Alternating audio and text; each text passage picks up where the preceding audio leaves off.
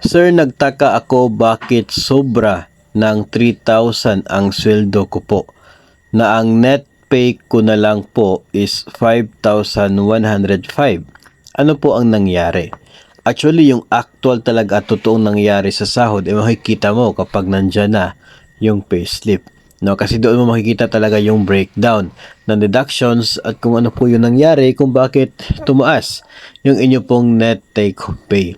Pero ang pinaka nakikita po natin na dahilan, no, kapag yung sahod mo po ay nasa 5,105 na lamang, so prone na po yan sa pagkakaroon ng undeducted obligation.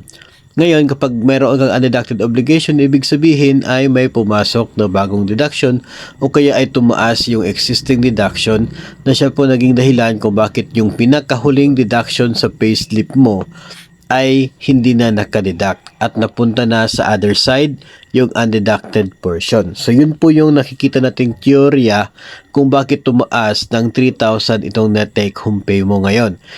Dahil po, posible ito sa pagtaas ng contribution sa PhilHealth at maging sa pag-ibig simula noong Pebrero.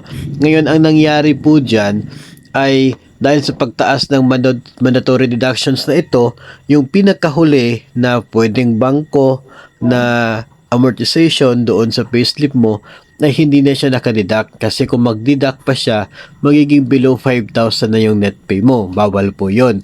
So, hindi na siya pinadeduct at na-transfer siya sa right side na yun pong undeducted portion. So, yun po yung dahilan kung bakit tumaas yung net take home pay mo na nakikita mo, natanggap mo noong buwan ng Pebrero.